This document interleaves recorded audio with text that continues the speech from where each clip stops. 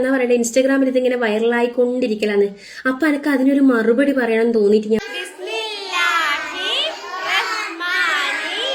പ്രിയപ്പെട്ടവരെ, ഒരു മതത്തിനെയും അവഹേളിക്കാൻ വേണ്ടി പറയുന്നതല്ല. ഇവിടുത്തെ രണ്ട് തരത്തിലുള്ള ഇരട്ടത്താപ്പ് ചൂണ്ടിക്കാണിക്കാൻ വേണ്ടിയാണ് എന്തൊക്കെ വിപ്ലവമായിരിക്കും നടക്കാൻ പോകുന്നത്. ഇതിന്റെ യാഥാർത്ഥ്യം. ഓക്കെ, വിഷയത്തിലേക്ക് കടക്കുന്നതിന് മുമ്പ് ഒരു കാര്യം പറയാം പൊന്നു പ്രേക്ഷകരെ. ഇവിടെ കൃഷ്ണൻ ഒന്നാണ്, രാമൻ ഒന്നാണ്, മുഹമ്മദ് ഒന്നാണ്, വിൻസെന്റ് ഒന്നാണ്. നമ്മളെല്ലാവരും ഒന്നാണ്, ഒരു ചോരയാണ്. നമുക്ക് എല്ലാവർക്കും ഒരു ദൈവമുണ്ട്. ആ ദൈവത്തിൻ്റെ പേർ മനുഷ്യ ദൈവം. നമ്മളെല്ലാവരും ആ ഒരു ദൈവത്തെ പല നാമത്തിൽ, യേശു എന്നോ അള്ളാഹു എന്നോ കൃഷ്ണനെന്നോ രാമനെന്നോ നമ്മൾ വിളിക്കുന്നു. അങ്ങനെ എല്ലാവരും ഒന്ന് കരുതുക പൊന്നു പ്രേക്ഷകരെ.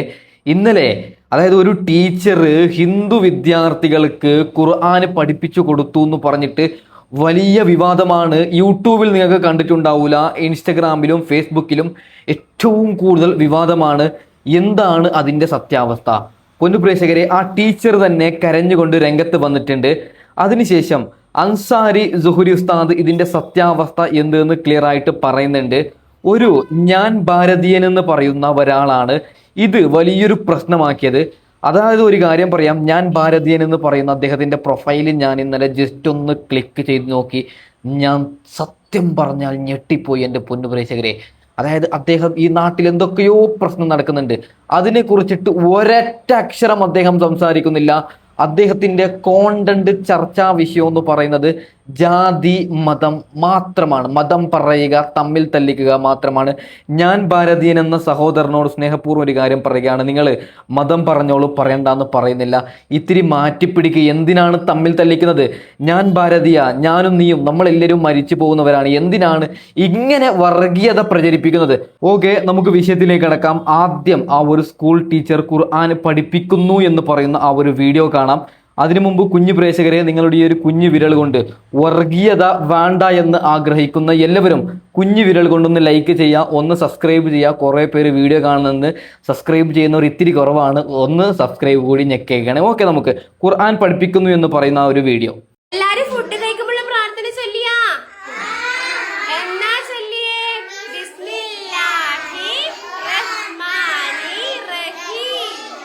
ഓക്കെ, ഇതിൻ്റെ സത്യാവസ്ഥ ടീച്ചർ തന്നെ പറയുന്നുണ്ട്. അതിനു മുമ്പ് ടീച്ചറോട് ഒരു കാര്യം പറയാം.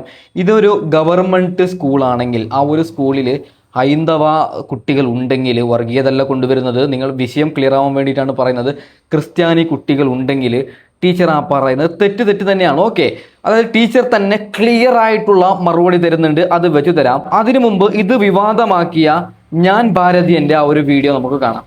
പ്രിയപ്പെട്ടവരെ, ഒരു മതത്തിനെയും അവഹേളിക്കാൻ വേണ്ടി പറയുന്നതല്ല. ഇവിടുത്തെ രണ്ട് തരത്തിലുള്ള ഇരട്ടത്താപ്പ് ചൂണ്ടിക്കാണിക്കാൻ വേണ്ടിയാണ് ഈ വീഡിയോ ചെയ്യുന്നത്. കുട്ടികൾ ആഹാരം കഴിക്കുന്നതിന് മുമ്പ് ടീച്ചർ അവരോട് മുസ്ലിം ആരാധന പ്രകാരമുള്ള ഖുർആൻ വാക്കുകൾ ഉദ്ധരിക്കാൻ പറയുന്നു. കുട്ടികൾ അത് ഏറ്റുപറയുന്നു. നല്ലത്, നന്നായി വരട്ടെ. ഇത് കേരളത്തിന്റെ മതേതര പ്രവർത്തനങ്ങളുടെ ചിന്താഗതിയാണെങ്കിൽ നാളെ ആ കുട്ടികളെ കൊണ്ട് ഹിന്ദു ആരാധന പ്രകാരമുള്ള ഒരു ഭോജന മന്ത്രം ചൊല്ലിച്ചാൽ ഈ നാട്ടിൽ എന്തൊക്കെ വിപ്ലവമായിരിക്കും നടക്കാൻ പോകുന്നത്. ചൊല്ലിച്ച ടീച്ചറിന്റെ പണി പോകും. അവരെ സമൂഹ മാധ്യമത്തിൽ കുറെ ഗുണ്ടകൾ അറ്റാക്ക് ചെയ്യും. മീഡിയാസ് അവരെ കൊണ്ട് കണ്ടന്റ് വാല്യൂ കൂട്ടും. പലതവണ പല കാര്യങ്ങളിൽ നമ്മൾ ഇത് കണ്ടതാണ്. മതപഠനശാലകളിൽ ചൊല്ലേണ്ട മന്ത്രങ്ങൾ അവിടെ മാത്രം മതി, മറ്റുള്ളവർക്ക് അത് കുത്തിക്കയറ്റാൻ നോക്കണ്ട. എല്ലാവർക്കും ഇവിടെ ഒരേ നിയമമാണ്. ഒരു വിഭാഗത്തിന് മാത്രം മതേതരവും മറ്റേ വിഭാഗത്തിന് വർഗീയതയുമാകുന്നത് എവിടുത്തെ ന്യായമാണ്? ഇതിന് താഴെ വരാൻ പോകുന്ന കമന്റുകൾ കണ്ടിട്ട് തന്നെയാണ് ഈ വീഡിയോ ചെയ്യുന്നത്. ഒരു പുല്ലുമില്ല, പറയാനുള്ളത് പറയുക തന്നെ ചെയ്യും. ഓക്കെ, ഈ വീഡിയോ കാണുമ്പോൾ ഞാൻ ആദ്യം വിചാരിച്ചത് ഇങ്ങേര് പറയുന്നത് ശരിയെന്നാണ്. ഓക്കെ, എന്നാൽ ഇതിൻ്റെ സത്യാവസ്ഥ നിങ്ങളൊന്ന് അറിയണം. എല്ലാരും ഫുഡ് കഴിക്കുമ്പോൾ പ്രാർത്ഥന ചൊല്ലിയാ എന്നാ ചൊല്ലിയേ?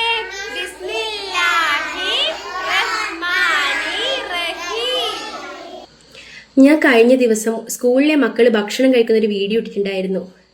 ശരിക്കും പറഞ്ഞിട്ടല്ല, എനിക്കിപ്പോൾ അത് ഇങ്ങനെ എന്താ പറയണ്ടേ, ഇൻസ്റ്റാഗ്രാമിൽ ഇതിങ്ങനെ വൈറലായിക്കൊണ്ടിരിക്കലാന്ന്. അപ്പം എനിക്ക് അതിനൊരു മറുപടി പറയണം തോന്നിയിട്ട് ഞാൻ വന്നതാണ് കേട്ടോ. എല്ലാവർക്കും കുറേ സംശയങ്ങൾ അതിൽ വന്നിട്ടുണ്ട്. ഞാൻ ഗവൺമെൻറ് സ്കൂളിൽ പോയിട്ടാണ് ഇങ്ങനെ പറഞ്ഞു കൊടുക്കുന്നത്, ഹിന്ദു കുട്ടികൾക്കും ക്രിസ്ത്യാനികൾക്കുമാണ് ഇങ്ങനെ മുസ്ലിം മതം പഠിപ്പിക്കുന്നത്, പ്രാർത്ഥന പഠിപ്പിക്കുന്നത് എന്നൊക്കെ വന്നിട്ടുണ്ട്. ഞാനുണ്ടല്ലോ പിന്നെ ഇസ്ലാമിക് പ്രീ സ്കൂളിലാണ് വർക്ക് ചെയ്തത്. അപ്പോൾ അവിടെ മുസ്ലിം കുട്ടികൾ മാത്രമേ ഉണ്ടാവുള്ളൂ. അപ്പോൾ അവർക്ക് വേണ്ടിയിട്ട് പഠിപ്പിച്ചു കൊടുത്തിയാണത്. അവർ പഠിക്കുമ്പോൾ ഞാനും കേട്ട് പഠിച്ച് അങ്ങനെ ഞാൻ പഠിപ്പിച്ചു കൊടുത്തിയാണത്. അപ്പോൾ അതിന് ഒരുപാട് ബാഡ് കമൻറ്റും ഒരുപാട് പേരെന്നെ ടാഗ് ചെയ്തിട്ടും ഇപ്പം ഇങ്ങനെ എന്നാ പറയണ്ടേ, ഇങ്ങനെ അങ്ങനെ ആക്കുന്നുണ്ടെന്നാ. പിന്നെ അതിൽ ഇസ്ലാമിക് പരമായിട്ട് ഒരുപാട് കാര്യങ്ങൾ ആ സ്കൂളിൽ പഠിപ്പിക്കുന്നുണ്ട്. അപ്പോൾ അത് റിലേറ്റഡ് ആയിട്ട് പറഞ്ഞു കൊടുത്തിയാണ് ഞാൻ. അപ്പോൾ ഞാൻ ഇതിൽ എൻ്റെ ഇൻസ്റ്റ ഐ ഡി തന്നെ ഞാൻ ആദ്യം ഒരു വീഡിയോ ഇട്ടിട്ടുണ്ടായിരുന്നു, വണ്ടിയിൽ കയറുമ്പോൾ ചൊല്ലുന്നൊരു പ്രാർത്ഥന. അപ്പോൾ അതുപോലെ മാത്രമേ ഞാൻ ഈ ഒരു വീഡിയോ കണ്ടിട്ടുള്ളൂ. ഇങ്ങനെ ഇത് എന്നാ പറയണ്ടേ, മനുഷ്യനെ അത്രമാത്രം തളർത്തുകയും പിന്നെ എന്നാ പറയുക മാനസികമായി തളർത്തുകയും എന്നെല്ലാം പറയുന്ന പോലത്തെ ഒരു അവസ്ഥയില്ലേ, അതാണത്. ഞാൻ വിചാരിച്ച് ഞാനിങ്ങനെ വീഡിയോ ഇട്ടാൽ എന്നാ പറയണ്ടേ, മുസ്ലിമായ കുട്ടികൾക്ക് ഹിന്ദുവായ ഞാനിങ്ങനെ പറഞ്ഞു കൊടുക്കുമ്പോൾ എല്ലാവരും എന്നെ എന്നാ പറയണ്ടേ അപ്രിഷ്യേറ്റ് ചെയ്യുന്ന ഞാൻ വിചാരിച്ചു. ഇത് ഒരുമാതിരി അപ്രിഷ്യേറ്റ് ആയിപ്പോയി കേട്ടാ. ഓക്കെ, ടീച്ചർക്ക് പറയാനുള്ള ഇതാണ്. അൻസാരി ഉസ്താദ് ചില കാര്യങ്ങൾ പറയുന്നുണ്ട്. അത് വെക്കുന്നതിന് മുമ്പ് ഒരു കാര്യം പറയാം. ഇതൊരു ഗവൺമെന്റ് സ്കൂളിലാണെങ്കിൽ, അതായത് ആ ഒരു സ്കൂളിൽ ഹൈന്ദവ കുട്ടികൾ ഉണ്ടെങ്കിൽ, ക്രിസ്ത്യാനി കുട്ടികൾ ഉണ്ടെങ്കിൽ വർഗീയതല്ല കൊണ്ടുവരുന്നത്, ഞാനിത് എതിർക്കുമായിരുന്നു ഉറപ്പായിട്ടും. ആ ടീച്ചർ പറഞ്ഞ തെറ്റെന്ന് പറയുമായിരുന്നു. ഇതൊരു അതായത് ഇസ്ലാം മതപ്രകാരം അങ്ങനെയുള്ളൊരു സ്കൂളാണ്, അവിടെ മൊത്തത്തിലുള്ളത് മുസ്ലിംസ് എന്നാണ് പറയുന്നത്. ഓക്കെ, അപ്പോൾ അവരുടെ ഭാഗം നമ്മൾ കേട്ടു. നമുക്കെന്ത് അൻസാരി സുഹരി ഉസ്താദ് ചില കാര്യങ്ങൾ പറയുന്നുണ്ട്, അതും നന്നായിട്ട് കേൾക്കാം. നല്ലൊരു ദിവസമായിട്ട് രാവിലെ തന്നെ കുത്തിത്തിരിപ്പായിട്ട് ഞാൻ ബാണതിയിൽ ഇറങ്ങിയിട്ടുണ്ട്. പറ. എല്ലാരും ഫുഡ് കഴിക്കുമ്പോൾ പ്രാർത്ഥന ചൊല്ലിയാ എന്നാ ചൊല്ലിയേ? ബിസ്മില്ലാഹി റഹ്മാനി റഹീം. പ്രിയപ്പെട്ടവരെ, ഒരു മതത്തിനെയും അവഹേളിക്കാൻ വേണ്ടി പറയുന്നതല്ല. ഇവിടുത്തെ രണ്ട് തരത്തിലുള്ള ഇരട്ടത്താപ്പ് ചൂണ്ടിക്കാണിക്കാൻ വേണ്ടിയാണ് ഈ വീഡിയോ ചെയ്യുന്നത്. കുട്ടികൾ ആഹാരം കഴിക്കുന്നതിന് മുമ്പ് ടീച്ചർ അവരോട് മുസ്ലിം ആരാധന പ്രകാരമുള്ള ഖുർആൻ വാക്കുകൾ ഉദ്ധരിക്കാൻ പറയുന്നു. കുട്ടികൾ അത് ഏറ്റുപറയുന്നു. നല്ലത്, നന്നായി വരട്ടെ. ഇത് കേരളത്തിന്റെ മതേതര പ്രവർത്തനങ്ങളുടെ ചിന്താഗതിയാണെങ്കിൽ നാളെ ആ കുട്ടികളെ കൊണ്ട് ഹിന്ദു ആരാധന പ്രകാരമുള്ള ഒരു ഭോജന മന്ത്രം ചൊല്ലിച്ചാൽ ഈ നാട്ടിൽ എന്തൊക്കെ വിപ്ലവമായിരിക്കും നടക്കാൻ പോകുന്നത്. ചൊല്ലിച്ച ടീച്ചറിന്റെ പണി പോകും. നിങ്ങൾക്കൊരു ഹിംസ്ര ജീവിയെ കൊണ്ട് ഒരു കവിതാശകലം എഴുതാൻ സാധിച്ചാലും ശരി, ഞാൻ ഭാരതീയനടക്കമുള്ള സംഘപരിവാറുകാരെ കൊണ്ട് അവരെ സത്യം പറഞ്ഞ് ബോധ്യപ്പെടുത്തുക എന്നുള്ളത് ഈ ലോകത്ത് അതിനേക്കാൾ ശ്രമകരമായ ഒരു പണി വേറെയില്ലെന്ന് വിശ്വസിക്കുന്ന ഒരാളാണ് ഞാൻ. ഇനി ഇതിന്റെ യാഥാർത്ഥ്യം ആ ടീച്ചർ തന്നെ പറയട്ടെ. എല്ലാരും ഫുഡ് കഴിക്കുമ്പോൾ പ്രാർത്ഥന ചൊല്ലിയാ എന്നാ ചൊല്ലിയേ? ബിസ്മില്ലാഹി റഹ്മാനി റഹീം. ഞാൻ കഴിഞ്ഞ ദിവസം സ്കൂളിലെ മക്കൾ ഭക്ഷണം കഴിക്കുന്ന ഒരു വീഡിയോ ഇട്ടിട്ടുണ്ടായിരുന്നു. ശരിക്കും പറഞ്ഞിട്ടല്ല, എനിക്കിപ്പോൾ അത് ഇങ്ങനെ എന്താ പറയുക ഇൻസ്റ്റാഗ്രാമിൽ ഇതിങ്ങനെ വൈറലായിക്കൊണ്ടിരിക്കലാണ്. അപ്പോൾ എനിക്ക് അതിനൊരു മറുപടി പറയാൻ തോന്നിയിട്ട് ഞാൻ വന്നതാണ് കേട്ടോ. എല്ലാവർക്കും കുറേ സംശയങ്ങൾ അതിൽ വന്നിട്ടുണ്ട്. ഞാൻ ഗവൺമെന്റ് സ്കൂളിൽ പോയിട്ടാണ് ഇങ്ങനെ പറഞ്ഞു കൊടുക്കുന്നത്, ഹിന്ദു കുട്ടികൾക്കും ക്രിസ്ത്യാനികൾക്കുമാണ് ഇങ്ങനെ മുസ്ലിം മതം പഠിപ്പിക്കുന്നത്, പ്രാർത്ഥന പഠിപ്പിക്കുന്നത് എന്നൊക്കെ വന്നിട്ടുണ്ട്. ഞാനുണ്ടല്ലോ പിന്നെ ഇസ്ലാമിക് പ്രീ സ്കൂളിലാണ് വർക്ക് ചെയ്തത്. കാര്യം മനസ്സിലായെന്ന് വിചാരിക്കുന്നു.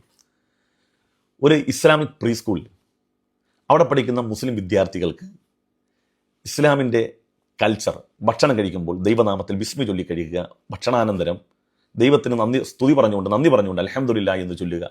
ഓക്കെ, ഉസ്താദ് പറയുന്ന ബാക്കിയും കൂടി കേൾക്കാം എന്ന് നമ്മുടെ സഹോദര സമുദായത്തിൽപ്പെട്ട ഒരു അധ്യാപിക പഠിപ്പിക്കുകയാണ്. ഇസ്ലാമിക് പ്രീ സ്കൂളിലാണ്. ഒരു ടീച്ചർ നമ്മുടെ സഹോദര സമുദായത്തിൽപ്പെട്ടതാണ്. അവർക്കൊരു ഭാഷയോടുള്ള താല്പര്യവും ജോലി സാധ്യത മുന്നിൽ കണ്ടുകൊണ്ട് ഒരു ഭാഷ സ്വായത്തമാക്കുന്നു. അവരാഗ്രഹിച്ചതുപോലെ തന്നെ അത്തരം ഒരു കലാലയത്തിൽ ജോലി കിട്ടുന്നു. ആ കലാലയത്തിലെ സിലബസ് അനുസരിച്ച് തൻ്റെ മുമ്പിലിരിക്കുന്ന കുട്ടികൾക്ക് ഇസ്ലാമിക് കൾച്ചർ പഠിപ്പിക്കുന്നു. ഈ ഭാഗം മാത്രം ഷാഗ വാട്സപ്പ് യൂണിവേഴ്സിറ്റി വരുന്നപ്പം ഇവന്മാർ വിചാരിച്ച് ഏതോ പൊതുവിദ്യാലയത്തിൽ മുസ്ലിം കുട്ടികളല്ലാത്തവർക്കും എല്ലാവർക്കും മിക്സഡ് ആയിട്ടുള്ള സ്ഥലത്ത് മറ്റു കുട്ടികൾക്ക് കൂടി ഇത് അറബി ഭാഷ പഠിപ്പിക്കുന്നു, ദൈവത്തെക്കുറിച്ച് പറഞ്ഞു കൊടുക്കാൻ പോകുന്നു, അവരൊക്കെ ഇസ്ലാമാക്കാൻ പോകുന്നു. ഉറഞ്ഞു തുള്ളലോട് തുള്ളൽ. ഈ ഷാഗ വാട്സപ്പ് യൂണിവേഴ്സിറ്റിയുടെ അവസ്ഥ എങ്ങനെയാണ്? അതിനകത്ത് സത്യവും ധർമ്മവും അങ്ങനൊന്നും നോക്കേണ്ട കാര്യമില്ല. നമ്മൾ പറയാം 90 ഡിഗ്രി. ഇപ്പോൾ ഇതിനകത്ത് സംസാരിച്ചാൽ ഞാൻ ഭാരതീയനെ തന്നെ നോക്കിയാൽ മതി. എപ്പോഴും 90 ഡിഗ്രി. ഞാൻ ഇവൻ്റെയൊക്കെ അവസ്ഥയിലേക്കാണ്.